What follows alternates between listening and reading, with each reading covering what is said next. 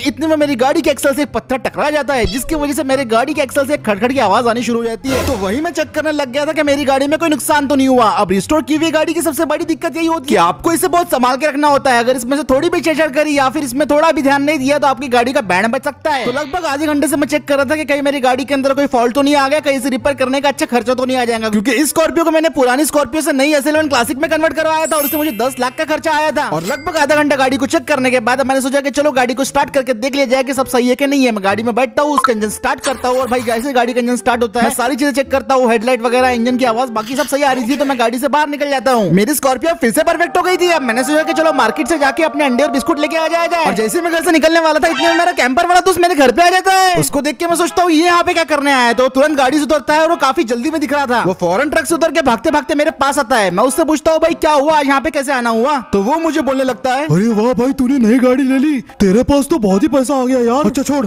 मैं तेरे को बताना आया, वो तेरे को मालूम है ना अपना दोस्त चिरकुट। मैंने उससे बोला वो हाइलक्स वाला चिरकुट का जिसको मैंने पिछली बार अपनी ऑल्टो से हरा दिया था। वही वो तेरे से एक और बार रेस करना चाहता है और तेरे से नहीं सभी लोगों से रेस करना चाहता है। मैंने सोचा यार पिछली बार तो मैंने उस बंदे को ऑल्टो से हरा दिया था, लेकिन अब मेरे पास स्कॉर्पियो क्लासिक थी तो मैं अब तो पक्का जीत सकता था। तो मैं चैलेंज के लिए हाँ कर देता हूँ। और मेरा दोस्त फोन लगा के बोलता है सबको की हाँ भाई उसने हाँ बोल दिया, वो भी आ रहा है। अब मुझे अंडे और बिस्कुट लाने का प्लान कैंसिल करना पड़ा। चल भाई अभी अपने को निकलना पड़ेगा, रेस की लोकेशन काफी दूर है, चल जल्दी आ चल। आज इसकी फुर्ती को देख के लग रहा था कि यही रेस जीतने वाला है, लेकिन फिर भी इसकी बात मानते हुए मैं अपनी गाड़ी में बैठ जाता हूँ और अपनी गाड़ी का इंजन स्टार्ट करते हैं। और मेरा कैंपर वाला दोस्त मुझे उसके पीछे पीछे आने को बोलता है क्योंकि मुझे रेस की लोकेशन नहीं मालूम थी। तो मैं अपनी गाड़ी उसके पीछे पीछे लेके जाता हूँ और फिर हम निकल पड़ते हैं लोकेशन की तरफ। अब मेरी स्कॉर्पियो काफी ज्यादा अच्छी चल रही थी, इसमें से जो खड़खड़ की आवाज थी सुबह आ रही थी अब वो नहीं आ रही थी। और ये सुन के मैं काफी रिलैक्स हो गया था क्योंकि खड़खड़ की आवाज मुझे काफी ज्यादा इरिटेट कर रही थी। और अब मेरा पूरा ध्यान था आज की रेस जीतने की तरफ, क्योंकि उस चिरकुट को मेरे को सबक सिखाना था। हम दोनों ने एक बार एक दूसरे को हराया है और आज की रेस का फैसला करेंगे कि किसमें कितना आने वाले थे। ये एक ऑफरोड रेस होने वाली थी, इसलिए सिटी से काफी दूर ये लोकेशन थी। और जैसे जैसे हम लोकेशन के करीब आने लगे मुझे हल्की फुल्की घबराहट शुरू हो गई, क्योंकि पता है मैंने आज तक ऐसे ऑफरोड रेस कभी नहीं की थी, वो भी इतनी भारी लोकेशन पे। मुझे डर तो इस बात का था कि मेरी रिस्टोर की हुई स्कॉर्पियो इस रेस में टिक भी पाएंगी या फिर नहीं। और यही सब सोचते सोचते हम फाइनली लोकेशन पे पहुंच जाते हैं और लोकेशन काफी ज्यादा वाइल्ड थी। यहाँ की इतनी भयंकर लोकेशन रेस की देख के मैं सदमे में आ गया था, लेकिन मेरा सदमा और बढ़ जाता है जब मैं अपने और दो दोस्तों को देखता हूँ। मेरा थार वाला दोस्त अब बुलेरो वाला दोस्त बन चुका था और फॉर्च्यूनर वाला दोस्त स्कॉर्पियो एन वाला बन चुका था।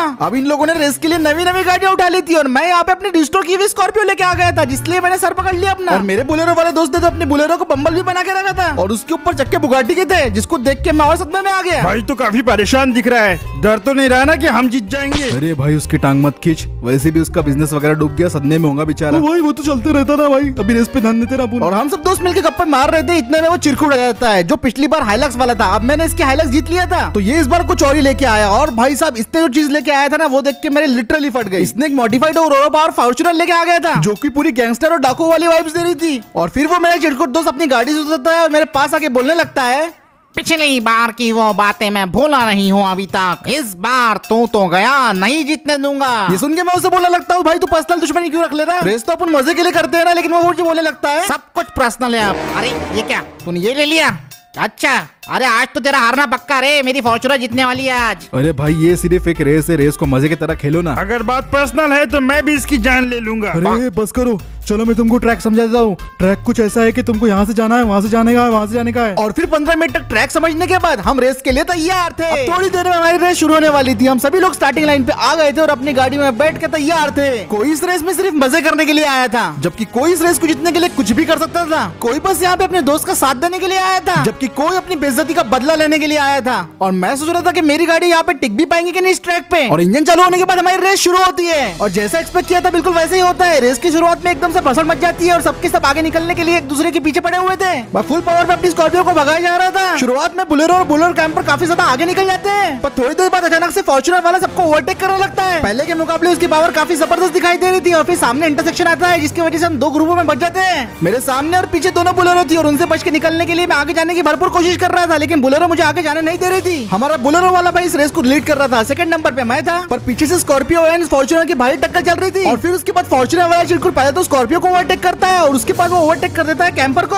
और फिर वो मुझे भी ओवरटेक करके सीधा चलता है बुलेरो को ओवरटेक करने के लिए। वो बुलेरो को ओवरटेक करने आ रहे थे, लेकिन अपने बुलेरो वाले भाई भी कम नहीं थे, वो किसी को ओवरटेक नहीं करने देते, उनकी हिस्ट्री है। वो फुल रफ्तार से आगे बढ़ रहे थे, लेकिन जो फॉर्च्यूनर वाला चिरकुट है उन्हें धक्का देना शुरू कर देता है। वो गाड़ी को ठोक के किसी तरह लीड ले लेता है और वो फर्स्ट नंबर पे चल रहा था चिरकुट। उसके पीछे स्कॉर्पियो वैन, कैंपर और सबसे आखिरी में मैं चल रहा था, लेकिन इवेंचुअली मैं सबसे पहले कैंपर को ओवरटेक कर लेता हूँ। और बुलेरो वाले भाई भी यहाँ पे सेकंड नंबर में पूरी तरीके से बने हुए थे। स्कॉर्पियो इनको ओवरटेक करने की कोशिश कर रही थी और फिर हम सेकंड इंटरसेक्शन की तरफ पहुंच गए थे। यहाँ पे हमको दो रास्ते थे, अब दो रास्ते में से कोई एक रास्ता हमको चुनना था। एक था शॉर्टकट तो दूसरा था लॉन्ग कट। फॉर्च्यूनर वाला शॉर्टकट में घुस जाता है और मैं भी इसका फायदा उठाते हुए मैं भी उसके पीछे चल जाता हूँ और हम दोनों के पीछे पीछे यहाँ पे कैंपर भी आ जाता है और हम तीनों को यहाँ पे शॉर्टकट का अच्छा फायदा मिल गया था। मुकाबला काफी टक्कर का चल रहा था। फॉर्च्यूनर वाले ने पता नहीं अपनी गाड़ी में क्या अपग्रेड किया था, वो काफी ज्यादा आगे चल रहा था हमसे और मैं अपनी गाड़ी का पूरा जोर लगा के उसको ओवरटेक करने की कोशिश कर रहा था, पर इधर से स्कॉर्पियो एक बिग डैडी आ जाता है और वो मुझे ओवरटेक कर लेता है। अभी स्कॉर्पियन वाले भाई को मुझे ओवरटेक किसी भी तरीके से करना था, मुझे चौथे नंबर पे नहीं रहना था। मैंने अपनी गाड़ी की फुल रफ्तार बढ़ाई, टैक्टिक्स खेले, लेकिन सामने भी हमारे बिग डैडी था, उसको हराना इतना आसान नहीं था, लेकिन किसी तरह मैंने मौके का फायदा उठा के मैं उससे आगे निकल जाता हूँ और फाइनली मैंने तीसरे नंबर की पोजीशन से वापस से गेन कर ली थी। यहाँ पे बुलेरो और फॉर्च्यूनर में अभी भी झगड़ा चल रहा था कि कौन आगे रहेगा और मैं सोचा कि चलो इसका फायदा उठा के मैं फर्स्ट पोजीशन पे आ जाता हूँ। तो मैंने अपनी गाड़ी की रफ्तार बढ़ा दी, लेकिन पीछे से स्कॉर्पियो एन वाले भाई भी इस मौके के फिराक में थे। वो अपनी गाड़ी को फुल रफ्तार से एक्सेलरेट करते हैं, लेकिन एक गलती की वजह से उनकी गाड़ी बीच में फिसल जाती है, जिसकी वजह से उनकी गाड़ी बीच रास्ते में पूरी पलट जाती है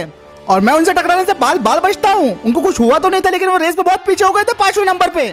अब रास्ता मेरे लिए साफ था, मुझे सबसे पहले तो ये बुलेरो को ओवरटेक करने का है। मैं अपनी पूरी टैक्टिक्स लगाता हूँ, जितने मैंने ड्राइविंग स्किल सीखे हैं सब कुछ अपना आजमा लेता हूँ और अब बस मैं एक सही मौके की तलाश में था, जो कि मुझे मिल भी जाता है। मैं एक झाड़ू की तरफ से ओवरटेक कर लेता हूँ और अब मैं सेकंड नंबर पे आ गया था और बुलेरो वाला भाई थर्ड पे। अब बस मुझे फॉर्च्यूनर वाले चिरकुट भाई को ओवरटेक करना था। मैं उसे ओवरटेक करने की हर एक पूरी कोशिश करता हूँ, लेकिन ये भी काफी सिद्धि था, इतनी आसानी से अपनी पोजीशन नहीं छोड़ने वाला था ये, और ये मेरे दिमाग को झांसा देके मेरी गाड़ी को साइड में क्रैश करवा देता है। इसकी ये हरकत की वजह से बुलेरो वाला सेकंड नंबर पे आ गया था और अब मुझे फिर से इन दोनों को पीछे करना पड़ेगा। जल्दी अभी रेस खत्म होने का मोमेंट भी आ गया था और मुझे किसी भी तरह फॉर्च्यूनर वाले को और बुलेरो दोनों को ओवरटेक करना था। फॉर्च्यूनर वाला तो बहुत ही आगे भाग गया था मेरे, क्योंकि भाई बीच में मैं रुक गया था और मैं सोचता हूँ कि भाई अब मैं क्या करूँ ऐसा कि इसके आगे निकल जाऊँ। मैं हर मुमकिन कोशिश करने के बाद भी जब मुझे सोल्यूशन नहीं मिलता तो तब मेरी नजर जाती है सामने एक रास्ते पे और उस रास्ते को देख के मैं समझ गया था यही रास्ता मुझे जिता सकता है, क्योंकि ये था एक बहुत बड़ा रैंप जो नदी के पार होकर जाता था। नीचे पूरी खाई थी और अगर इसमें से मैं जंप मार लेता हूँ तो शायद मैं उन लोगों के आगे निकल जाऊँ, पर इसमें काफी खतरा भी था, क्योंकि अगर जंप सक्सेसफुल नहीं होती तो मैं सीधा खाई में गिरता। पर जीतना मेरे लिए अभी ज्यादा जरूरी था। मैं फुल रफ्तार से अपनी गाड़ी को एक्सेलरेट कर देता हूँ और उस जगह की तरफ मोड़ देता हूँ। अब वो सड़क की तरफ मैं बढ़े जा रहा था और अपनी फुल रफ्तार से पूरी स्कॉर्पियो को भगाया जा रहा था और लगभग 120 किलोमीटर प्रति घंटे की रफ्तार से मैं अपनी गाड़ी को जंप करवा देता हूँ। मेरी गाड़ी लगभग कुछ सेकंड तक हवा में रहती है और वो भाई काफी डरावना एक्सपीरियंस था मेरे लिए। मुझे लगा कि हो पाएगा कि नहीं, लेकिन वो फाइनली सक्सेसफुली हो जाता है एंड बूम, मैं बुलेरो को ओवरटेक करके सीधा फॉर्च्यूनर के पास रहता हूँ, जो कि बहुत ही नजदीक थी और ये रेस का आखिरी पड़ाव था। रेस खत्म होने को लगभग सिर्फ 1 मिनट से भी कम समय बचा था। उसका आधा कॉन्फिडेंस तो इस बात से टूट गया था कि मैं उसके पीछे आ गया तो मैं अपनी गाड़ी को फिर से फुल रफ्तार से उसकी तरफ लेके जाता हूँ और मैं उसके आगे निकलने वाला था, लेकिन उसके अंदर भी बड़ा कीड़ा था और उतनी आसानी से मुझे नहीं निकलने देता था आगे। वो मेरी गाड़ी को टक्कर मारना शुरू कर देता है, लेकिन मैं भी किसी तरह अपनी गाड़ी को बचा लेता हूँ और सक्सेसफुली मैं उससे आगे निकल जाता हूँ और अब मैं फर्स्ट पोजीशन गेन कर लेता हूँ और फाइनली मैं इस रेस को लीड कर रहा था। रेस खत्म होने में लगभग 30 सेकंड बचे हुए थे और मैं किसी तरह अपनी गाड़ी को फुल रफ्तार से भगाने लगता हूँ। अब सब सही चल रहा था, लेकिन इतने में क्या होता है कि मेरी गाड़ी में फिर से खड़खड़ की आवाज आनी शुरू हो जाती है और मेरी गाड़ी से काफी धुआं भी निकलना शुरू हो गया था। भाई मैं किसी तरह अपनी गाड़ी को फुल रफ्तार से भगाना शुरू कर देता हूँ। भाई खड़खड़ की आवाज के साथ ही मैं फिनिश लाइन क्रॉस कर लेता हूँ और फाइनली मैं इस रेस को जीत गया था। ये थी मेरी दूसरी रेस जो इन लोगों के अगेंस्ट में जीत चुका हूँ और फाइनली मैंने अपनी रेस जीत ली। सब लोग काफी ज्यादा हैरान, परेशान और शॉक थे, क्योंकि भाई मैंने फिर से इस रेस को जीता और जो मैंने स्टंट किया बीच में वो काफी ज्यादा डेंजरस था। मतलब मैंने खुद नहीं सोचा था कि मैं इस स्कॉर्पियो से वो स्टंट कर पाऊंगा करके। और फिर फाइनली रेस खत्म होने के बाद सारे दोस्त मेरे वाहवाही कर रहे थे, सिर्फ एक बंदे को छोड़ के, और आपको पता है वो कौन था? वो था चिरकुट। वो अभी भी खुश नहीं था, उसको लग रहा था कि भाई मैंने चीटिंग किया, मुझे जंप नहीं करना चाहिए था। लेकिन भाई बाकी सभी लोग मेरा वो स्टंट देख के भी बहुत खुश थे और रेस में 2-2 बार जीता, इसलिए भी ज्यादा खुश थे वो। तो फिर बस फिर आज का वीडियो यही खत्म करते हैं। उम्मीद है आज का वीडियो आपको पसंद आया होगा। अगर आपको वीडियो पसंद आया तो वीडियो को लाइक कर दो, शेयर कर दो, चैनल को पहली बार देख रहे हो तो सब्सक्राइब कर दो और मैं मिलता हूं आपसे अगले वीडियो में।